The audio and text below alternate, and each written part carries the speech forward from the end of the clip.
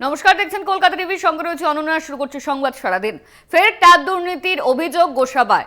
আর government sponsor ইনস্টিটিউটের high স্কুলের ঘটনা। স্কুলের 4 ছাত্রের অ্যাকাউন্টে টাকা না ঢোকার অভিযোগ সামনে আসছে। স্কুলের পক্ষ থেকে অভিযোগ দায়ের করা হয়েছে। আবারও ট্যাব দুর্নীতির অভিযোগ গোসাবায়। এবার ট্যাব দুর্নীতির অভিযোগ উঠছে গোসাবায়। সেখানে বেশ কয়েকজন ছাত্রের অ্যাকাউন্টে টাকা না ঢোকার অভিযোগ। স্কুলের পক্ষ থেকেই এমন অভিযোগ দায়ের করা হয়েছে। স্কুলের 4 ছাত্রের অ্যাকাউন্টে টাকা না ঢোকার অভিযোগ সামনে আসছে। স্কুলের পক্ষ থেকে এই অভিযোগ দায়ের করা হয়েছে। স্কুলের পক্ষ থেকে ইতিমধ্যেই অভিযোগ দায়ের করা হয়েছে। গোসাবার ঘটনা।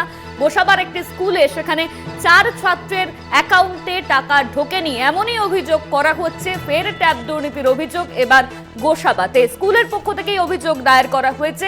আর গভর্নমেন্ট স্পন্সর ইনস্টিটিউট হাই স্কুলের ঘটনা।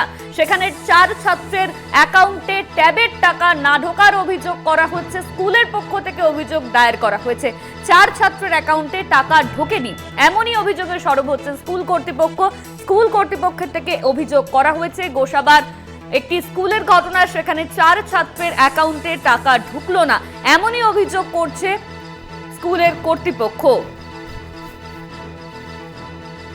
এর আগেও আমরা এই ঘটনা দেখেছি। আর এবার গোসাবা স্কুলের ঘটনা। সেখানে 4 ছাত্রের অ্যাকাউন্টে টাকা না ঢোকার অভিযোগ।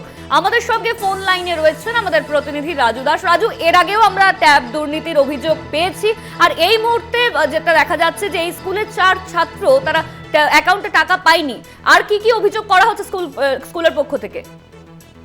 দেখো, স্কুলের পক্ষ থেকে যখন 4 ছাত্র তাদের অ্যাকাউন্টে কোনো টাকা ঢোকেনি জানতে পারে, তখনই তারা স্কুল কর্তৃপক্ষকে জানায় এবং স্কুল কর্তৃপক্ষ সমস্ত বিষয়টা উচ্চতর আধিকারিকদেরকে বিষয়টি জানায় এবং বিষয়টি জানাজানি হতেই পরে দেখা যাচ্ছে যে তাদের যে অ্যাকাউন্ট, সেই অ্যাকাউন্ট নাম্বার চেঞ্জ করে অন্য অ্যাকাউন্টে সেখানে টাকা চলে গেছে এবং সমস্ত বিষয়টি লিখিত আকারে গোসাবা থানায় অভিযোগ হিসেবে দায়ের করা হয়েছে এবং সমস্ত বিষয়টি তদন্ত করে দেখছে জেলা শিক্ষা দপ্তরের পক্ষ থেকে। এবং তাদের ধারণায় এই যে গোসাবা, ক্যানিং, সাগর বিভিন্ন এলাকায় দক্ষিণ 24 পরগনার যে সকল ট্যাবের টাকা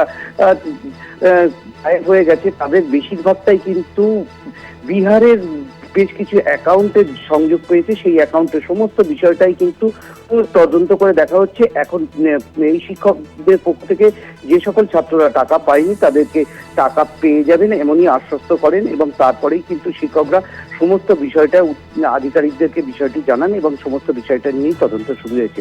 অনন্য, ধন্যবাদ তোমায় রাজু। আমাদের সঙ্গে ফোন লাইনে ছিলেন আমাদের প্রতিনিধি রাজু দাস। স্কুলের পক্ষ থেকে বলা হয়েছে যে 4 ছাত্র তারা টাকা পায়নি, এমনই অভিযোগে সরব হয়েছে স্কুল কর্তৃপক্ষ।